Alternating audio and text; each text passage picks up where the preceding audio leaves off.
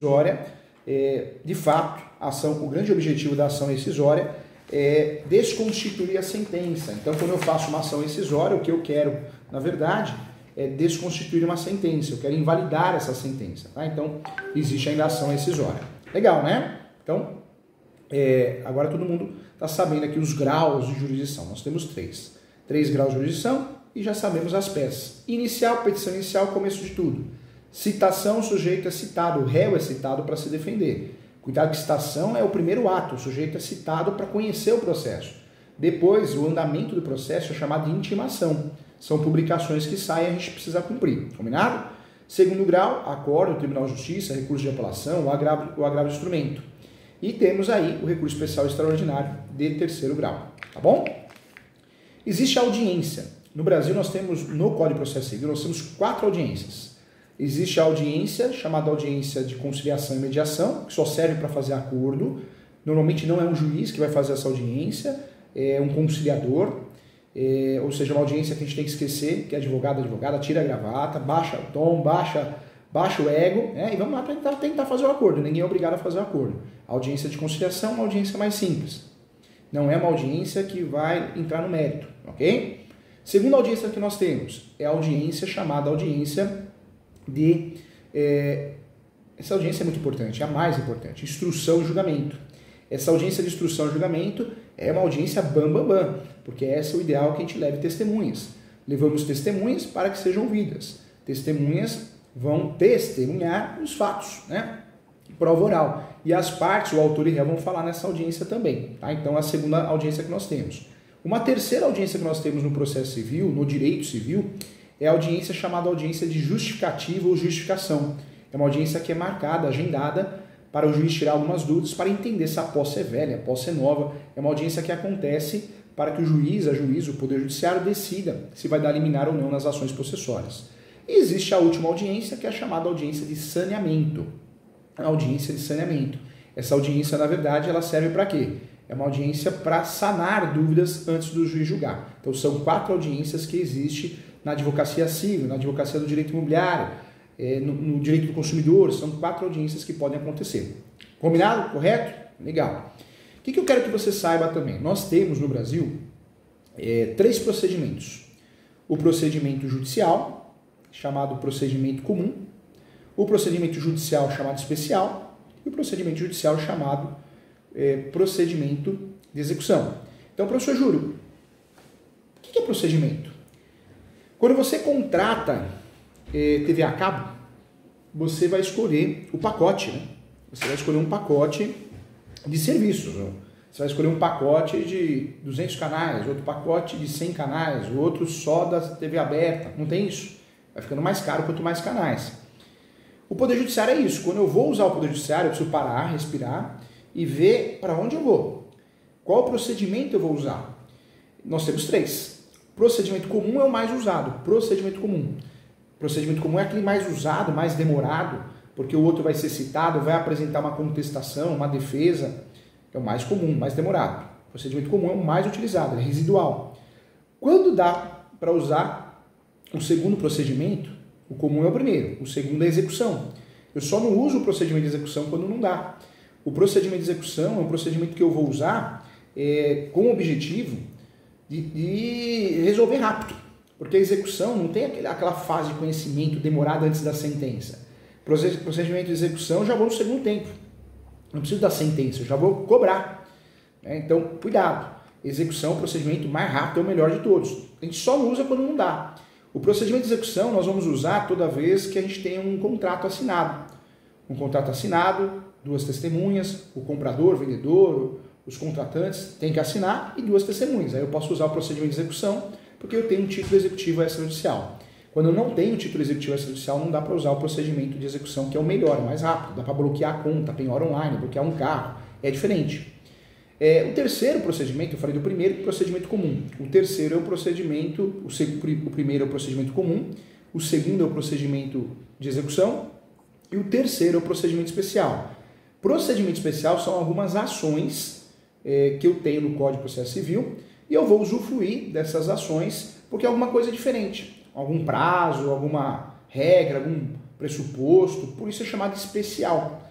é um procedimento diferente. Nós não temos muitas ações de procedimento especial, mas quando eu vou no Código de Processo Civil, a partir do artigo 515, eu tenho lá ação de exigir contas, é procedimento especial, exigir a compensação, as contas, a prestação de contas de alguém, as possessórias, é procedimento especial, reintegração, manutenção, interdito proibitório, demarcatório, divisão de terras, é procedimento especial. Então, são ações que alguma coisa tem de diferente, elas são tratadas como especiais dentro do Código de Processo Civil. O Código de Processo Civil ele cuida da parte processual, prazo, sentença, ou seja, é um manual de como usar o fórum. O processo civil é um manual de como usar o fórum. Direito civil é o direito propriamente dito, que é um maior, menor, capacidade, que é um divórcio, separação, então é isso, tá? Nós temos ainda, gente, o Juizado Especial Cível, o JEC, eu quero que você entenda, é o antigo Pequenas Causas, né? O JEC. O JEC é o órgão judicial, ele é do Poder Judiciário, mas é com base numa lei, seria um procedimento especial, A Lei 9.099, Lei 9.099 de 95, tem como principal objetivo analisar e julgar ações menos complexas, que não superem o valor de 40 salários mínimos. Então eu posso usar o Juizado Especial Cível, desde que não ultrapasse o valor da causa. A petição inicial é a regra do jogo, tem que ter valor da causa, não ultrapasse a 40 salários mínimos. Por isso é chamado de pequenas causas. Até 20 salários mínimos não preciso de advogado. De 20 a 40 eu preciso de advogado. O Juizado Especial Cível, o JEC, é questões cíveis, mas tem o GCRIM, questões criminais, ok? Crime de menor potencial ofensivo. Para que serve o JEC? Então vamos lá. O Juizado Especial JEC, o Pequenas Causas, antigo Pequenas Causas, é um órgão de importância para a solução de demandas decorrentes de relação de consumo, relações de consumo. Comprei alguma coisa, não entregou, compra e venda na internet, né? Relação de consumo no geral, relação de consumo é o que a gente faz todo dia, né?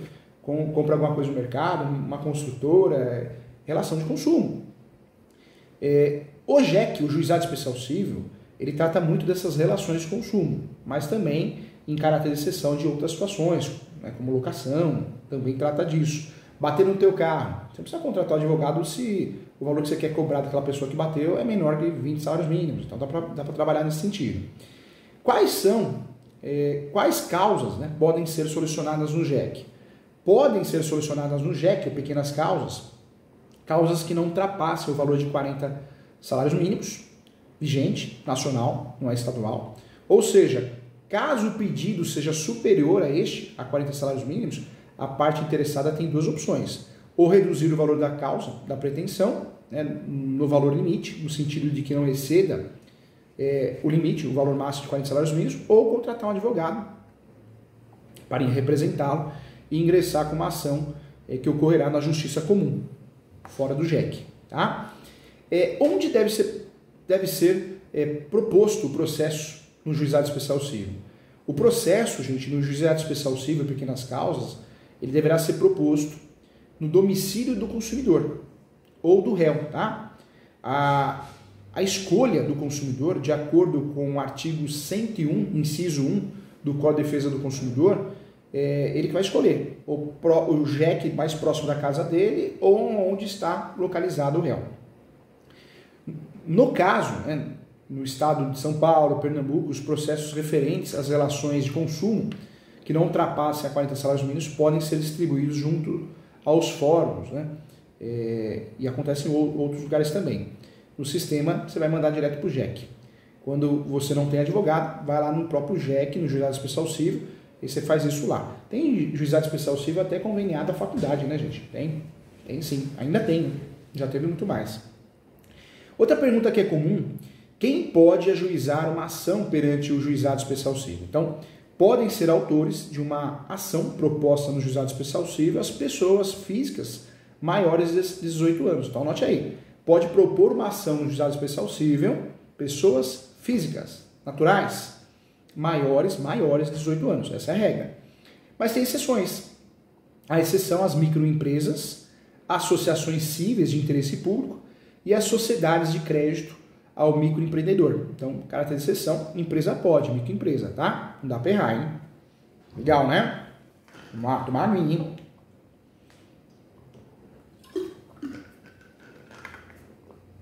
Toma a sua também. Vamos lá. Outra pergunta que é muito comum é quem não pode ser réu nas ações ajuizadas no juizado especial civil. Então, isso também é importante. Não podem ser réus nas ações junto ao juizado especial civil as pessoas jurídicas de direito público. Não pode, tá? Então, não podem ser réus nas ações junto ao juizado especial civil. Eu não posso usar o pequenas causas contra pessoas jurídicas de direito público. União Federal, Banco Central, as empresas públicas da União, Caixa Econômica Federal, dentre outras também. Tá? Então, atenção em relação a isso é importante também. Atenção, as sociedades de economia mista podem participar, ok? Então, atenção aqui. Ah, União, Estado, Município não pode? Não pode. Mas as sociedades de economia mista podem participar sim. Exemplo, Banco do Brasil, Caixa Econômica. Tá? Então, tem exceções aí. Eu preciso de advogado? Então, volto nesse assunto de novo.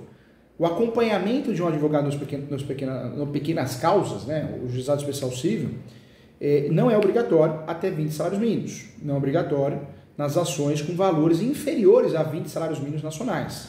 Passou de 20 até 40 é obrigatório. Portanto, o consumidor pode ingressar diretamente com uma ação no juizado especial civil sem advogado, desde que não ultrapasse a 20 salários mínimos. 200 seria muito, hein? Isso é importante isso. E também eu trago para você que assim nas ações onde o valor supere os 20 salários mínimos, a presença de um advogado é obrigatória de fato, né? Então também é obrigatória a contratação de advogado quando eu vou usar o juizado de 20 até 40 salários mínimos. Então, conforme eu já tinha falado, é isso. Cuidado, o juizado especial civil eu também posso propor recurso, só que o recurso tem outro nome. Lembra que eu falei que o nome do recurso de uma decisão que eu não concordo, definitiva, não é recurso de apelação? No juizado, o recurso tem outro nome, recurso inominado. E o prazo também é outro, não é 15 dias, é 10 dias. Precisa tomar cuidado com isso, tá bom? Então tem recurso no juizado especial civil. Cuidado, o juizado especial civil não tem perícia, o juizado especial civil não tem citação por edital, ok? Outra pergunta que foi feita aqui, professor Júlio, como ingressar com um processo sem advogado? Juizado especial civil, até 20 salários mínimos. Outra pergunta que foi feita, onde ajuizar o processo no juizado especial civil? A competência do juizado especial civil é até 40 salários mínimos no fórum próximo da sua casa. Então, atenção. Outro ponto também, a propositura do processo no juizado especial civil, o processo é proposto com a apresentação do pedido, que poderá ser oral ou escrito, né? Então é mais simplificado. Na primeira hipótese, basta o interessado comparecer à secretaria do juizado especial civil, o atendente vai reduzir a escrita. Ele vai falar e o atendente vai reduzir a escrita, por isso não tem advogado. Na segunda hipótese, que nós falamos aqui, o pedido pode ser escrito, então eu posso, mesmo sem advogado, fazer minha petiçãozinha e levar no fórum. Então o interessado pode comparecer no juizado especial civil munido da ação que será protocolada e devolvida ao autor. Tá? Então também isso é importante. Os pedidos, gente, sempre deverão constar nome, qualificação, é a regra da petição inicial, toda petição inicial tem que ter isso. Nome completo, qualificação, que é brasileiro, estado civil, profissão, etc. E o endereço das partes, mais o e-mail. Fatos são os fatos do que ocorreu, um resumo do que ocorreu. Fundamentos jurídicos é o artigo que você está usando para o processo e o pedido é o que você quer, de forma sempre sucinta, resumida. O objetivo, né, também tem que aparecer ali na ação, o objetivo, o que você pretende com a ajuda da justiça, e o valor da causa não pode faltar também, tá? O valor da causa também não. As provas no juizado especial civil, gente, também é outro assunto importante. O interessado ele deve anexar, junto ao seu pedido, cópias de todos os documentos relativos ao caso, tais como os recibos, notas fiscais, contratos, orçamento, etc. Se existir testemunhas, o interessado também deve informar no juizado especial civil seus nomes e o endereço também, respeitando o limite máximo de 3. Juizado especial civil, 3 testemunhas, tá? Dá para levar na audiência de instrução e julgamento. Nas outras audiências, precisa tomar cuidado, porque na justificativa eu posso levar testemunha também. Na audiência de seriamento, em regra, não. E a audiência de conciliação, não há que se falar em testemunhas, tá? Caso o interessado tenha receio de comparecimento espontâneo da testemunha na audiência, o mesmo pode solicitar à secretaria que sejam intimadas no prazo de 5 dias antes da audiência, tá bom? Isso é importante. A audiência pode ser presencial ou online, ou seja, o sistema do TJ cada estado tem o seu, manda lá o link, você entra, acessa e consegue fazer audiência online, que eu acho perfeito. Na minha opinião, não devia mais existir audiência presencial, a não ser na criminal. Mas acho que a audiência presencial só perde tempo, gente. Só perde tempo na área civil, né? E consumidor também. A audiência de conciliação no juizado especial civil, entrando um pouquinho nela, assim que ocorre, de fato, a distribuição do processo, ou da entrada no processo, será marcada a data da audiência de conciliação. E na audiência de conciliação, o conciliador esclarecerá as partes sobre a vantagem de fazer conciliação, existindo acordo entre as partes envolvidas. O conciliadora, ou mesmo, será feita uma ata, e essa ata será homologada, um acordo, o juiz vai homologar, né? O juiz de direito vai homologar, e essa ata homologada, ela constituirá a sentença definitiva. Então, ou seja, por sentença definitiva, entende-se que a sentença que não poderá mais ser alterada e que não admite a interposição de recurso porque resolveu ali. Atenção, ponto importante que eu quero que você saiba aqui no curso e na aula. É obrigatório a presença do autor na audiência de conciliação? Sim. Caso mesmo não compareça na audiência, o processo será extinto, tá? Então, eu sou autor, eu contratei advogado, não preciso ir. No juizado será extinto.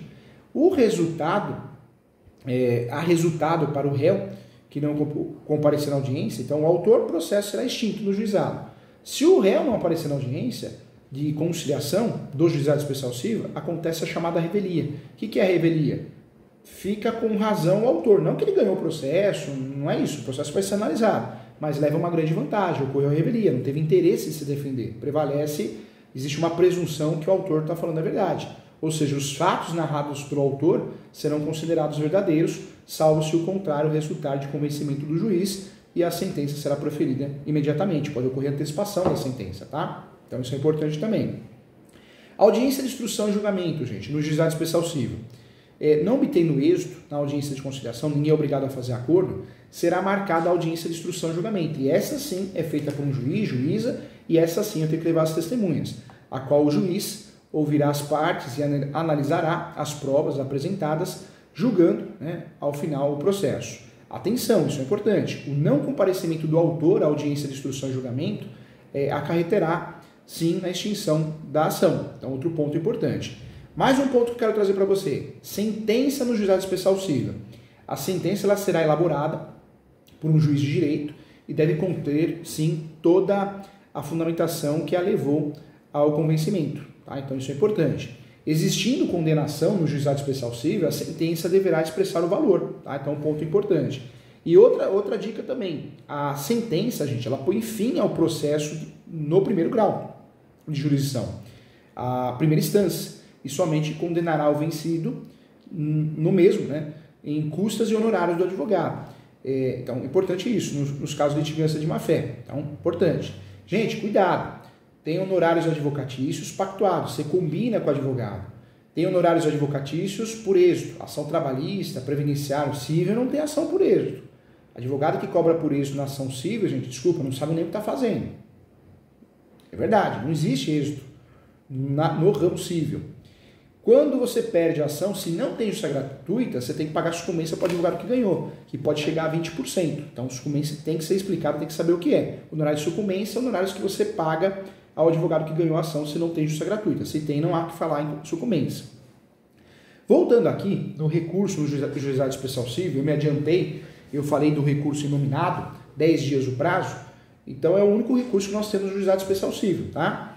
O recurso no pequenas causas, o recurso no juizado especial civil deve ser interposto sempre no prazo de 10 dias, contados a partir do conhecimento da sentença. Detalhe, para propor recurso, no juizado eu preciso de advogado. O recurso deverá ser apresentado por escrito e será julgado por uma turma composta por 3 juízes togados de primeiro grau de jurisdição, ok?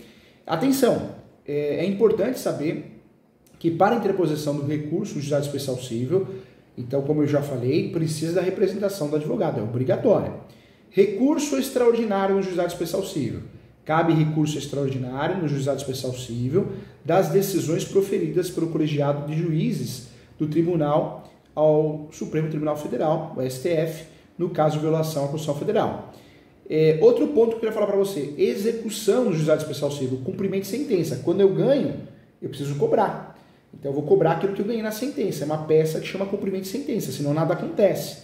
Nos casos em que a sentença não for cumprida voluntariamente pela parte vencida, o vencedor poderá solicitar a execução forçada da decisão, ou seja, promover o processo de execução, o cumprimento de sentença no mesmo lugar onde tramitou o processo, tá? Se mesmo assim o vencido não cumprir a obrigação, o vencedor poderá requerer, isso é importante, a elevação da multa ou a transformação da condenação em perdas e danos em valor a ser arbitrado pelo juiz, ok? Despesas no pequenas causas, isso é importante. Despesas com processo no juizado especial civil.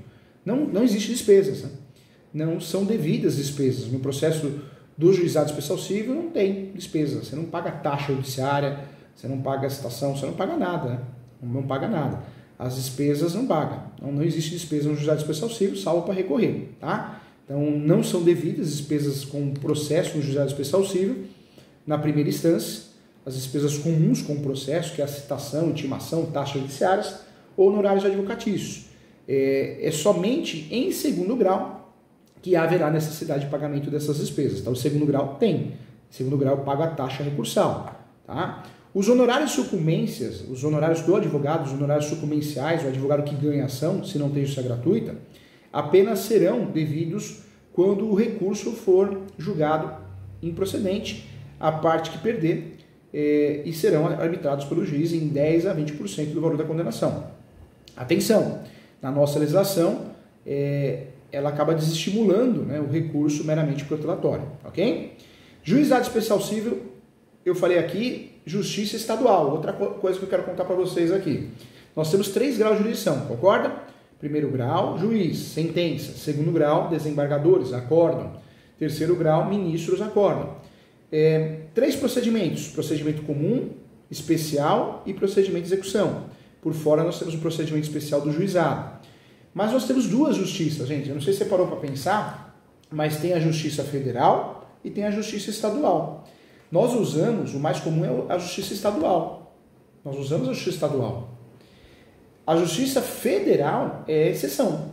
Nós só vamos usufruir da justiça federal quando existe a competência obrigatória para usar a justiça federal. Ou seja, quando eu estou processando ou sendo processado por alguém da União, né? Então, fazendo algo contra a União. Então, vou usar a justiça federal, tá bom?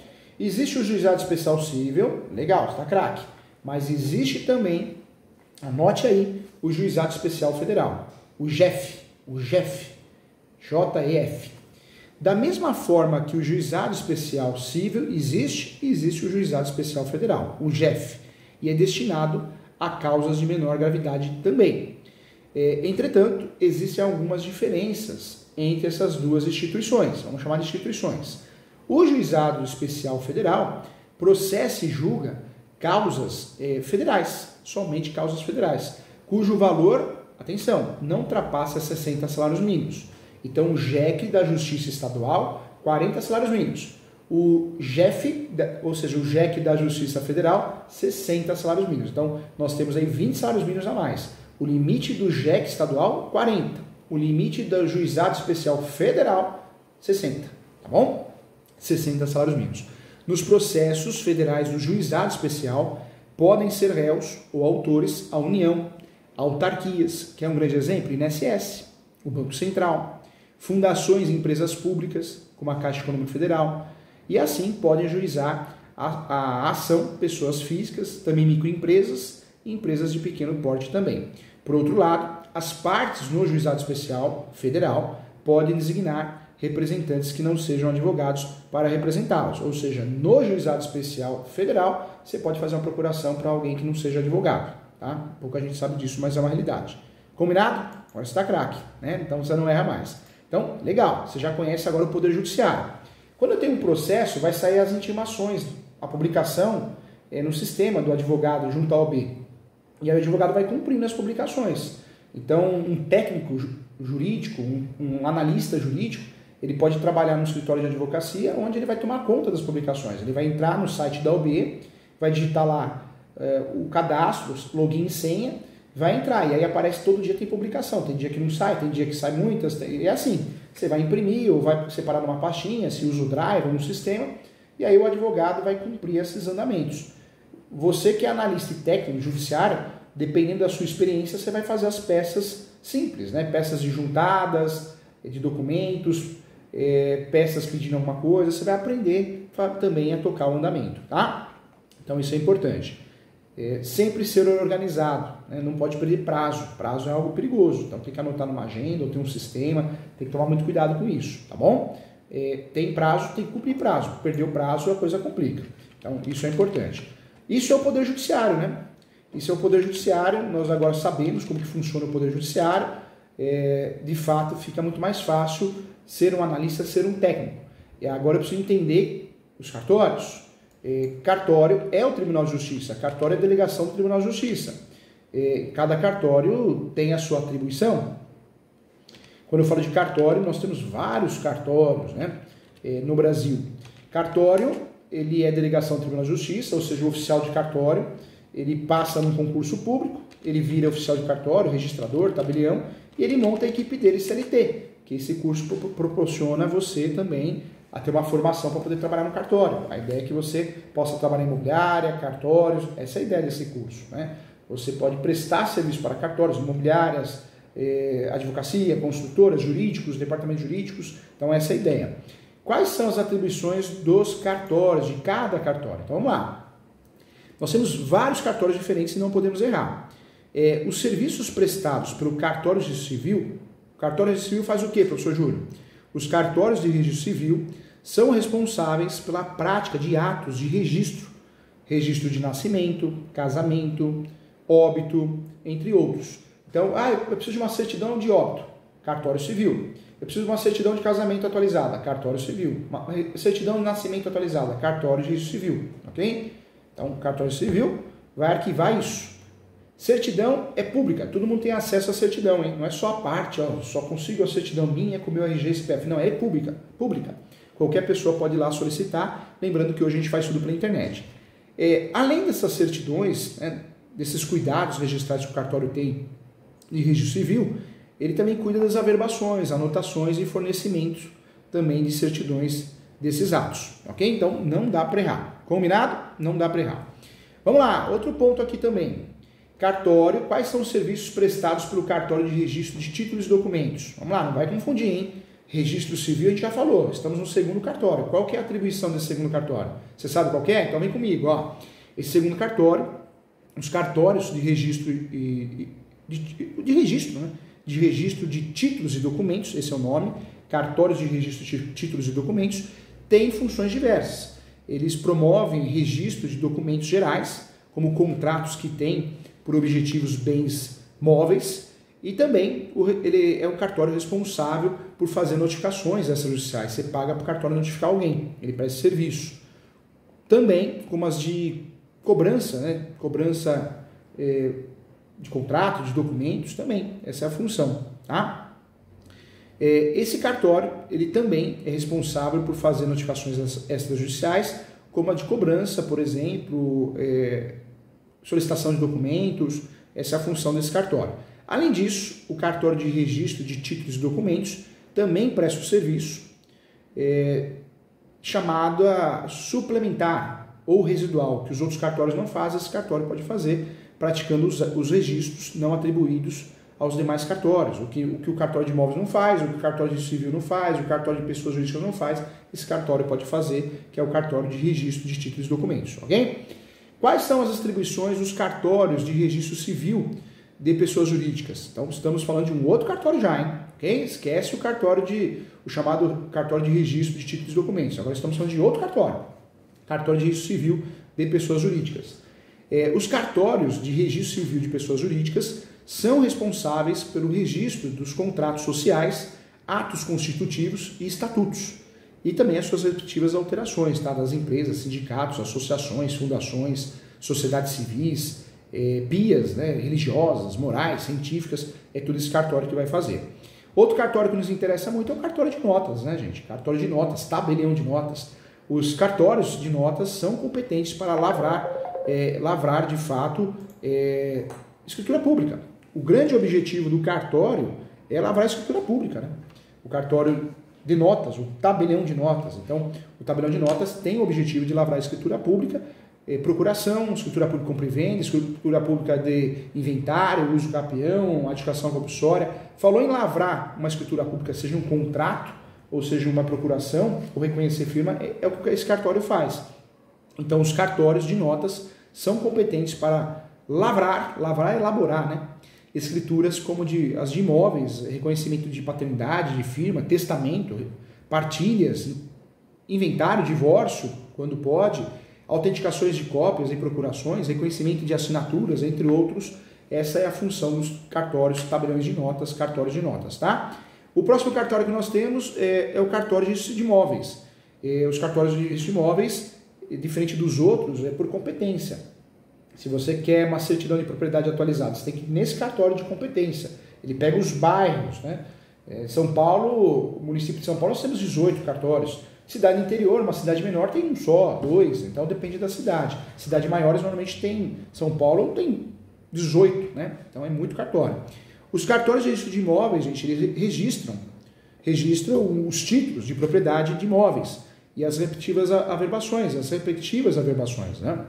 Assim, para saber quem é o proprietário de um imóvel, é necessário consultar o registro de imóvel nesse cartório. E também é importante saber que a escritura de um imóvel pode ser lavrada em qualquer cartório de notas, tabelião de notas, inclusive de outra cidade ou outro estado, pode, mas tem que ser registrada no cartório competente. Ou seja, cartório competente, eu sempre brinco com isso. Você pode ser maltratado, você vai ter que pedir desculpa, mesmo você sendo vítima, você vai ter que pedir desculpa e vai ter que resolver ali, porque por competência não dá para fugir, não dá para gente escolher. Outro cartório que nos interessa muito, gente, é o cartório de atribuições dos cartórios de protesto, né? O cartório de protesto, as atribuições desses cartórios é de competência para o protesto de cheques, notas promissórias, duplicatas e outros documentos e que se reconheçam dívidas. Cartório de protesto é para protestar. Protestar é gerar publicidade que aquela pessoa está me devendo. Cartório de protesto serve para isso. Mais um cartório que nos interessa é o cartório de registro de contratos marítimos. Existe esse cartório. Contratos marítimos e de distribuição, chamado cartório de registro de contratos marítimos ou cartório de distribuição, tanto faz. Esses cartórios são restritos a alguns estados, não é todo estado que tem.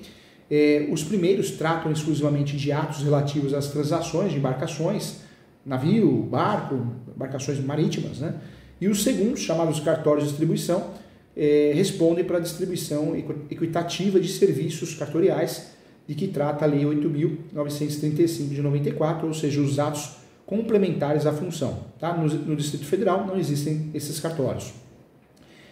Outro ponto também, como posso, professor Júlio, me certificar que os valores cobrados pelo cartório estão corretos? Na verdade, o cartório não cobra o que quer, ele tem que seguir a tabela do Tribunal de Justiça. Então, o Tribunal de Justiça de cada estado tem a sua tabela, disponibiliza essa tabela em seu site, o site eletrônico, e anualmente essa tabela sofre atualizações. Cartório você paga uma taxa que é chamada de emolumentos, válida para a cobrança de emolumentos, que é o serviço do cartório, dos cartórios extrajudiciais, tá? Então não dá para errar. Combinado? Então agora você já conhece muito bem a justiça, como que eu uso a justiça, mas também você conhece essa parte dos cartórios. Então fica mais fácil de você entender. Legal, né? Ficou mais fácil agora. Agora, dentro desse curso, que é importante você saber para poder prestar um serviço de qualidade, eu quero que você conheça as certidões. Nós temos as certidões distribuidor civil, então eu entro no site do Tribunal de Justiça e solicito certidão distribuidor criminal da esfera estadual, certidão distribuidor civil. Eu quero descobrir se aquela pessoa tem ações no nome. Então a certidão distribuidor civil serve para isso, para eu descobrir se ela tem ações. A certidão tem que ser negativa, se for positiva eu vou descobrir se ela tem ações no nome. Então esse é o meu objetivo, né? Descobrir se tem ações ou não. Fechado? Combinado? Eu posso solicitar certidão distribuidor civil da esfera estadual e certidão distribuidor civil da esfera federal. Certidão distribuidor civil para ver se tem ações cíveis, divórcio, separação, inventário, capião, colisão de veículo, ações de consumidor, direito do consumidor, inventário, certidão distribuidor criminal para ver se tem ações criminais. O ideal é que eu faça essa pesquisa sempre no site do TJ estadual e no site da Justiça Federal. Cuidado, nós temos essas certidões da Justiça, do Poder Judiciário, mas temos as certidões também dos cartórios. Então, nós temos as certidões chamadas cartorárias. Então, eu vou solicitar a certidão de propriedade e a certidão para ver se o sujeito é dono. Certidão de propriedade atualizada, pode ser matrícula ou transcrição. Então tem várias certidões. Na trabalhista tem a certidão de execuções trabalhistas, eu vou solicitar para ver se tem ações em andamento trabalhista, e de execução, porque eu vou ver se tem uma ação trabalhista contra aquela pessoa física ou jurídica já na fase de execução. Então são duas, né? Quando eu vou comprar um imóvel, gente, o ideal é que eu faça o due diligence. O que é o due diligence? Eu vou solicitar várias certidões de quem está comprando, quem está vendendo do imóvel para descobrir se é um negócio seguro ou não. Se chama due diligence. Cuidado! Quando eu falo de certidões, existem as certidões também da União, certidão negativa da União, certidão negativa do Estado, certidão negativa do município, né, da prefeitura, porque eu preciso solicitar essas certidões para provar que o meu cliente, aquela pessoa, eu não devo para o Estado, não devo para a União, não devo para o município. Hoje é muito fácil solicitar certidão. Certidão de distribuidor civil, site do TJ daquele estado que você precisa. Site do TJ estadual ou da Justiça Federal. Certidão de imóveis, cartório de imóveis competente. Certidões trabalhistas, site da Justiça do Trabalho. Hoje, se você digitar no Google, certidões trabalhistas, link, já aparece. Hoje é muito mais fácil, né? Então não tem como errar, tá? Certidão negativa da União, já aparece o link. Certidão negativa no Google. Certidão negativa estadual, já aparece o link da Procuradoria para você solicitar. Certidão negativa municipal, já aparece o link para você solicitar. As certidões negativas de débitos é para provar que a certidão é negativa, ou seja, não é positiva porque não tem débitos, tá? Então, fácil e simples assim, ok? Quando eu falo de certidões, então, tem muitas certidões, hein, que a gente pode solicitar para uma transação imobiliária. Certidões são públicas, qualquer pessoa pode solicitar. Qualquer pessoa, é um direito da pessoa solicitar no nome de terceiro, inclusive. Então não é nada feio, nada grave, tá bom? No cartório de imóveis, gente, nós temos prazo e validade dessas certidões. O prazo legal para a emissão de certidões é de 5 dias úteis, tá? O cartório tem 5 dias úteis, isso aparece na lei, né? Na lei, no artigo 19, a certidão será lavrada em inteiro teor, em resumo, ou relatório, conforme quesitos e devidamente autenticada pelo oficial em 5 dias úteis, tá? Então tem isso, o prazo da solicitação. A validade da certidão imobiliária é de 30 dias. A certidão tem prazo de validade de 30 dias contados da data da emissão, que consta, né, no carimbo do cartório, e esse prazo está previsto no decreto 93, anote aí, 93.240 de 86, tá? Então a certidão de propriedade tem validade sim, tem validade de 30 dias. Outra certidão que nos interessa muito é a certidão atualizada, estou falando das certidões do cartório de imóveis, tá? É a certidão atualizada também de escritura pública. Eu posso solicitar uma certidão atualizada para verificar se consta uma escritura pública naquele cartório. Essa certidão ela é utilizada no mundo dos negócios imobiliários, mas eu vou solicitar no tabelião. Tipos de certidões no cartório de imóveis. Tem a certidão de matrícula, de inteiro teor e ônus, de ações repercutórias.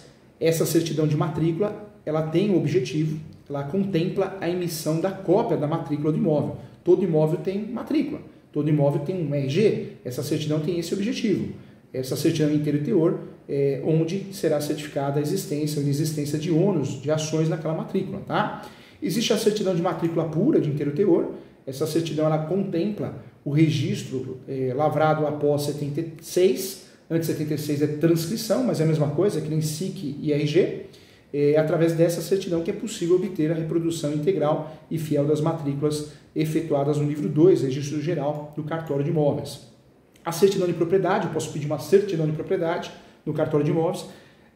Essa certidão de propriedade tem por finalidade informar a existência de imóveis e direitos reais em nome de determinada pessoa, física ou jurídica.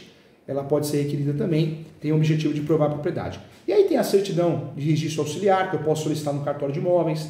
Essa certidão é a reprodução integral e fiel do que consta no cartório.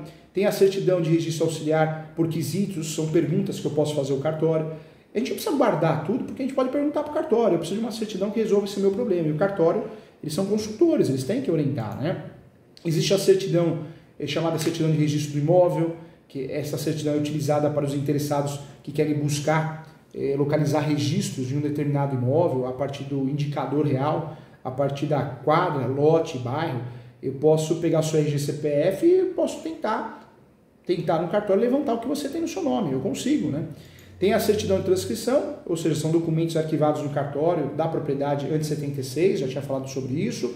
A certidão de ônus reais e repercutórias, que é uma certidão que tem o objetivo de indicar penhoras, bloqueios, né, registros também na matrícula, tem a certidão de documentos arquivados, então eu quero uma certidão para ver se tem uma planta e menor descritivo arquivada no cartório. Planta do imóvel, menor descritivo, uma convenção condominial, essa certidão que eu vou usar. Cuidado, hein? Você vai ouvir muito falar sobre a certidão vintenária. Podemos pedir uma certidão vintenária no cartório de imóveis. E você não pode passar vergonha, porque você é técnico, analista, consultor, não pode passar vergonha, você tem que saber o que você está falando. O que é a certidão vintenária? Então vamos lá. A certidão, gente, a certidão vintenária é a certidão que informa a situação do imóvel num período de tempo retroativo a 20 anos, contados da data do último registro, a averbação constante da matrícula ou da transcrição, tá? É uma certidão muito comum. Outra certidão que nos interessa muito é a certidão para requerer uso capião. Eu posso solicitar uma certidão para verificar se existe na serventia alguma coisa em andamento, se tem ART, CREA, alguma coisa nesse sentido arquivado. Então, são várias certidões que nós podemos usar, solicitar para ajudar o nosso cliente e agora você sabe quando usar essas certidões, tá? Então, não dá para errar mais. Então, certidão de matrícula, certidão de transcrição, certidão vintenária ou vintenária ou quinzenária, tem as duas, certidão de ônus e certidão de ações, certidão de pesquisa de bens, certidão de dados cadastrais do imóvel, certidão negativa de débitos imobiliários, certidão conjunta de débitos e tributos imobiliários, certidão negativa de taxa de lixo, certidão de compra e venda. Então, hoje nós conseguimos solicitar isso com muita facilidade, tudo pela internet, né? O próprio Google já te dá o link, já facilita muito, então já te ajuda muito. Então, legal, então agora você conhece, você sabe onde está pisando, tanto no Poder Judiciário quanto nos cartórios, isso é muito importante. Trago para você que nós temos duas formas de adquirir propriedade no Brasil. A primeira é a originária, uso capião, tem os capião de 5 anos, 10 anos, 15 anos. A segunda é a derivada, os contratos imobiliários, compra e venda, pagamento à vista, promessa, estou comprando algo que não existe ainda, talvez um imóvel na planta. Compromisso, é o contrato que eu estou comprando, mas existe obrigação de fazer. Cessão de direitos possessórios, estou comprando um imóvel irregular, cessão de direitos possessórios. Cessão de direitos hereditários, estou comprando ou vendendo direito de herança, cessão de direitos hereditários. Então, são os contratos mais utilizados no Brasil. Cuidado, menos que 18 anos, o sujeito é incapaz para usar o fórum, para fazer negócios jurídicos, para assinar contrato, procuração. Menos que 18 anos, dos 16 aos 18, ele é incapaz. Ele, ela. Mas incapacidade o quê? Relativa. O pai e a mãe vai assinar com ele e ela, pronto, volta para o jogo. Menos que 16 anos, incapacidade absoluta. Então não dá para assinar procuração, não dá para assinar contrato de compra e venda, não dá para assinar contrato de locação, não dá para assinar nada. Porque o pai e a mãe vai representar. Então presta atenção aqui, ó. Respira. Menos que 16 anos, incapacidade absoluta. Tem que ser representado pelo pai e pela mãe. Dos 16 aos 18, incapacidade relativa. O pai e a mãe vai assinar com o menor, tá? Então, fica atento em relação a isso. Existe, gente, né, a incapacidade, ela tem que ser suprimida, de um jeito ou de outro. Agora existe a figura da emancipação. A emancipação é um ato irrevogável, por isso os pais devem ter plena convicção, né, de que o menor possui maturidade suficiente para ser emancipado. Não é boato e ainda existe. A emancipação pode ser feita de forma consensual, o pai e a mãe quer, pode ser feita de forma judicial ou de forma legal, um direito, né, que a pessoa tem. A emancipação no Brasil ainda é muito comum. Não adianta emancipar para casar, mudou essa história, tá? Na verdade, só consegue casar com a maioridade, mudou, tivemos uma mudança que achei interessante. A incapacidade, gente, ela antes dos 18 é incapaz. E eu posso antecipar essa capacidade com a emancipação. Então, se os pais querem, ótimo, faz isso no cartório com facilidade. Se o pai quer e a mãe não quer, tem que ser judicialmente. E é possível, conforme artigo 5º, que o próprio incapaz procure regularizar essa situação quando ele tem um exercício de emprego público efetivo, colação de grau em curso superior. Hoje é muito difícil isso ocorrer com menos de 18 anos, mas seriam esses motivos, né, que daria ao sujeito o direito de conseguir essa emancipação sem autorização do pai e da mãe. Em regra tem a voluntária, papai e mamãe quer, judicial porque o pai quer, a mãe não quer, e tem a legal, que são motivos que permitem. No passado o casamento, hoje não, mas exercício de emprego público efetivo, colação de grau em curso superior, economia própria. Então eu tenho menos que 18 anos, eu consigo provar que eu tenho economia própria, eu consigo me emancipar. tá bom? Então não dá para errar. Legal, né? Então agora acho que você está preparado, sim, para assumir um cargo de analista de serviços jurídicos, técnico de serviços jurídicos, técnico, analista, auxiliar em cartório, porque você tem noção, né? Você tem noção, você vai falar a mesma língua. Claro que muita coisa você vai aprender no dia a dia, na prática, estudando, exercendo, mas é o básico, né? É o básico que você precisa saber. Quero também trabalhar com você aqui, que o direito civil cuida do direito privado, os nossos direitos, né? Direito de família, cuida das relações de família, divórcio, separação, união estável, ação de alimentos, é direito de família. Execução de alimentos, é direito de família. Revisional de alimentos, guarda, visita, é direito de família. Direito consumidor, relação de consumo, comprei, vendi, do outro lado tem que ter um fornecedor de produtos e serviços, né? Então eu estou falando de uma situação onde tem um fornecedor de produtos e serviços, ou seja, alguém pode ser CPF ou CNPJ, mas ele vende todo dia. Crime, processo penal, direito penal. Outra coisa, relação trabalhista, CLT. Então são ramos diferentes. O direito civil, ele é o gênero de várias espécies. Dentro do direito civil tem o direito imobiliário, o qual o professor é especialista, tem o direito médico, tem o direito de família, tem o direito de sucessões. Então tudo isso você precisa saber, tá bom? Em relação ao processo civil, nós falamos aqui as questões básicas, né? Tenho certeza que agora você consegue sim se virar muito bem. O Código de Processo Civil é o código que vai tratar das relações processuais, eu sempre brinco, mas é uma realidade. O Código de Processo Civil vai tratar, é um manual como funciona o fórum, o que o juiz, as partes devem fazer. O direito civil cuida do direito propriamente dito, né? Então são situações diferentes. Nós temos a jurisdição voluntária, ou seja, o processo, nem todo processo tem briga. Um divórcio consensual não tem briga, são até amigos. Então eu só peço uma homologação, jurisdição voluntária. Tem processo que eu tenho que pedir a citação do outro, ele é litigioso. Então o processo pode ser jurisdição voluntária, não tem briga, mudança de nome, não tem briga, uso capião, não tem briga. E ele pode ser litigioso, contencioso, ou seja, tem briga porque eu estou citando alguém, tá? A ação, gente, é o pedido que eu faço ao Estado, a intervenção do Estado para efetivação, né, no meu direito. Então esse é o objetivo. Para fazer uma ação tem que ter condições da ação, ou seja, a legitimidade das partes. Mais que 18 anos, se tiver menos que 18 anos pode, mas tem que ser representado ou assistido, igual um contrato. Em regra, tem que ter vontade de agir, vontade de processar alguém. Eu só posso processar alguém que bateu no meu carro. A minha irmã bateu o carro, o sujeito bateu no carro da minha irmã, eu quero processar essa pessoa. Não, você estava dirigindo? Não, era ela. Então você não tem legitimidade, porque você não era dono do carro e nem passou pela situação. Então para processar alguém eu tenho que ter legitimidade, tá? Então legitimidade, condição da ação, elementos da ação, né? Então isso é importante lembrar. As partes têm deveres, né? O processo a gente tem que atuar sempre com boa fé, não mentir, não induzir a erro, isso é importante. Procuradores são os advogados.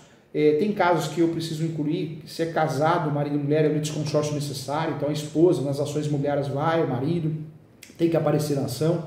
Existe a chamada intervenção de terceiro, então tem o autor e réu aqui, eu sou terceiro, mas eu vou ser prejudicado, eu entro como intervenção de terceiro, nomeação, autoria, denunciação ali, são formas que eu posso entrar no processo, chamamento ao processo, então existe. Tem processos que têm a participação obrigatória do MP, do Ministério Público, dentro desses processos mais comuns, o capião, o direito de família, tem a participação do MP obrigatória, ele vai se manifestar, né? Então isso é importante também. Quando eu falo de feriados forenses, a regra é que para os atos não sejam praticados os feriados forenses, tá? O prazo, se não houver previsão legal, a lei diz que os prazos omissos devem ser praticados em 5 dias. Então, quando você faz alguma coisa no fórum, o juiz tem que responder em 5 dias, quando é omisso, né, o despacho do juiz. A contagem dos prazos processuais com o novo CPC exclui-se o dia do início e inclui o dia do final. No caso do dia do início ou fim cair em final de semana, sábado, domingo, em feriado, ou em dias em que não haja expediente forense, os prazos são prorrogáveis para o dia útil subsequente. Tá? Então os prazos processuais não são contados de forma mais corridas, mas em dias úteis. Então também é importante lembrar também para você não esquecer. Legal? Citação nós falamos, em regra por correio, pode ser por oficial de justiça, eu recolho a diligência, pode ser por edital, é sempre feita a citação por edital quando o réu se encontra em local incerto e não sabido, ou quando os outros atos para a citação não tiverem produzido os efeitos necessários, existe a citação por hora certa, o oficial de justiça vai lá, bate palma e fala, olha, eu estou achando que você está se escondendo, né? Você não, né? Para alguém, para um vizinho, avisa ele ou ela que eu vou voltar amanhã. Se ele falar que não está ou ela, eu vou dar como citado. Então existe a citação por hora certa. Não confunda a citação com intimações. Intimação é a chamada para responder alguma coisa no processo. Citação é a primeira vez que eu fico sabendo do processo. Então cuidado, tá? Pode ocorrer a suspensão do processo em diversas situações, morte, doença, pode ocorrer sim. O réu tem o direito de defesa, o direito constitucional, então isso é importante falar, o direito de defesa. Se não vai na audiência, se não se defende ou acontece a revelia. A contestação pode ser feita e dentro da contestação podemos ter uma reconvenção, que é o contra-ataque. Em relação às provas, existem provas orais, falada. A pessoa fala, depoimento pessoal da parte, testemunhas falam, então provas orais. E existem as provas documentais. Prova documental, todo e qualquer tipo de prova que eu consiga pegar, ver, prova documental, em sentido estrito, pericial, inspeção judicial do juiz, o juiz vai até o local, difícil acontecer, mas é uma prova documental, a ata notarial é uma prova documental, tá? Então não dá para errar. Quando alguém falar alguma coisa para você de coisa julgada, não cabe mais recurso. Liquidação de sentença, cumprimento de sentença é cobrar aquilo que eu ganhei. Título executivo extrajudicial é um documento que eu tenho que eu faço num processo de procedimento muito mais rápido, execução, conforme nós já falamos. Então, tudo isso você tá craque, não dá para errar, tá bom? Legal, fico muito contente aqui, acho que valeu muito a pena essa aula. A intenção é abrir seus olhos para você ver como funciona, para que você possa exercer a profissão de forma avançada, um curso avançado para você exercer a profissão de técnico em serviços jurídicos e notariais. Ou seja, para abrir portas para você trabalhar no escritório de advocacia, no jurídico, numa imobiliária, para abrir portas para você trabalhar num cartório, seja de qual atribuição for, tá bom? Então, a ideia é essa. Parabéns para você, fico muito feliz que você tenha feito esse curso aqui comigo, essa aula. Tem perguntas aqui? Hoje não. Então, tá aparecendo para você aí, se você quiser entrar em contato comigo para mentorias, consulta, entre em contato, mentorias e consultas, tá? O WhatsApp do escritório é o 11 97685 3891 e o fixo é o 2061 5649, tá? Pode entrar em contato nas redes sociais também, o Instagram, e venha fazer minha pós-graduação. Se você quer fazer a pós-graduação de Direito Imobiliário, regularização de imóveis, entre no site www.portaliso.com. Um abraço e até a próxima aula. Gente, muito obrigado.